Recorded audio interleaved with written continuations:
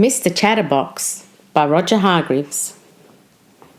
Mr Chatterbox was one of those people who simply couldn't stop talking. He used to talk to anybody and everybody about anything and everything, going on and on and on. And on and on and on. And on and on and on. And when he didn't have anybody else to talk to, he used to talk to himself. "Good morning, Mr Chatterbox," he used to say to himself. "Good morning to you," he used to reply to himself. "Nice day, isn't it?"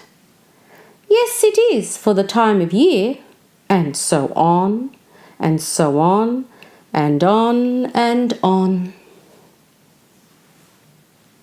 He lived in a box-shaped house in a village, Chatterbox Cottage. One morning the postman arrived with a letter for him. "Morning, Mr Chatterbox," said the postman. "Ah, good morning to you, postman," replied Mr Chatterbox. "Although, as I was saying to myself only yesterday, or was it the day before? I forget. However, it's not quite so good a morning, in my opinion. But I might be wrong. Although I'm not very often, as it was the other day. Monday, I think it was, or perhaps it was Tuesday. But never mind, because it is quite a good morning. Don't you agree?" "Yes, of course you do, because that's what you said to me in the first place. And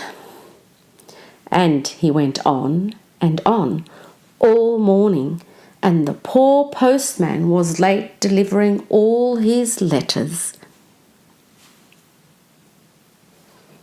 That afternoon, Mr Chatterbox went into the hat shop in the village. "Hello, Mr Bowler," he said to the man who owned the hat shop. "Do you think if it's possible that I could buy, if it's not too expensive, but I'm sure it won't be, a new hat? Would you believe it?" "Yes, of course you would. But anyway, as I was saying, my present hat, the one on my head, as you can see, is getting, how can I put it, a little too old. Because I've had it for, let me see now, it must be, let's think, 10 years.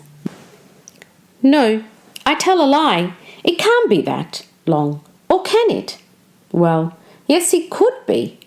But on the other hand," and he went on and on all afternoon and half the night, long after poor Mr Bowler should have shut up shop and gone home.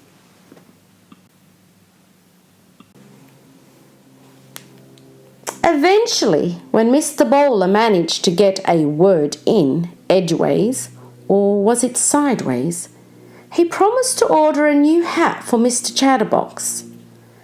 Then he pushed Mr Chatterbox out of his shop, still talking, of course, and went home for his supper, which was cold, of course, because Mrs Bowler had cooked it for him hours ago. And while he ate, he thought.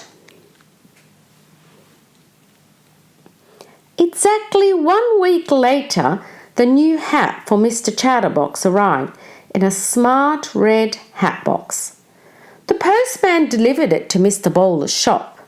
"At last," said Mr Bowler, heaving a sigh of relief. "I think this hat is going to be the answer to the problem of Mr Chatterbox talking so much." "I wish it could be," said the postman, "but how can it?"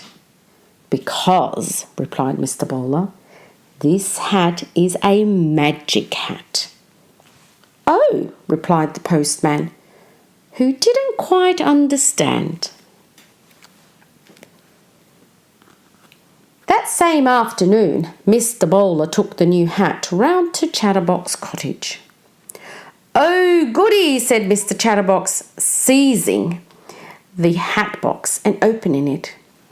"It's my new hat, my lovely new hat. I couldn't wait for it to arrive. In fact, I got up early this morning because, aren't I silly? I just knew, I don't know how, but I really knew, that today would be the day. I don't know how I knew, but I knew, and it is. And here's my hat, and oh, isn't it beautiful? I can't wait to try it on. Oh, I do hope it suits me. Do you think it will?" "Yes, of course you do, and—" "Why, don't you try it on?" said Mr Bowler, grinning. "Try it on? Yes, of course, I must try it on. How silly of me to stand here chattering on when I haven't tried it on yet. Yes, I will. Absolutely, definitely try it on straight away, because, as I said, it's silly just to talk about trying it on and then not try it on, isn't it? And so he took the hat out of the hat box and put it on. It was a beautiful hat. "I say," he said, "I must say, yes, I really must, that this hat is, yes, it really is, to say the least, one of the better hats that I have ever seen in my life. And in my life, I must say, I have seen some hats, and furthermore—" But while he was talking, a funny thing was happening. The more words that came out of Mr Chatterbox's mouth, the larger his hat became. The more Mr Chatterbox talked, the more the hat grew and grew. Mr Chatterbox kept on talking, and the hat kept on growing. "I can't see anything," he said. "One minute I was standing here looking at my new hat in the mirror, and now, all of a sudden, without any warning, taking me all unawares, just like that." The hat grew down to his feet, and Mr Chatterbox stopped talking. And as soon as he stopped talking, the hat grew smaller and smaller until it was the same size as when he'd first tried it on. Mr Bowler had gone when Mr Chatterbox couldn't see him, and now he was walking back to his shop. "My special magic hat really works," he chuckled.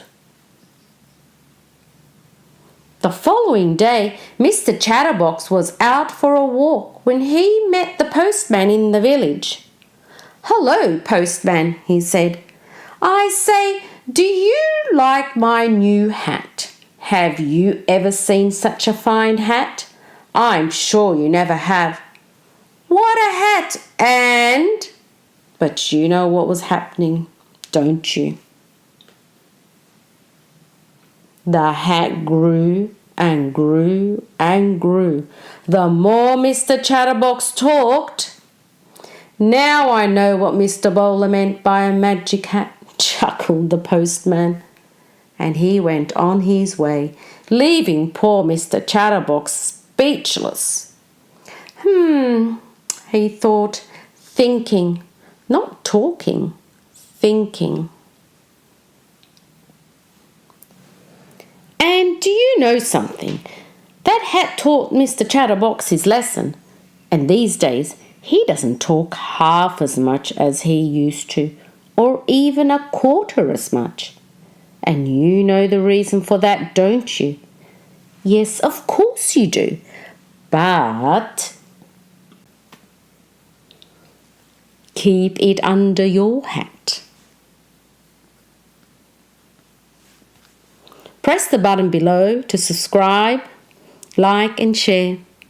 Hope you've enjoyed it. See you next time.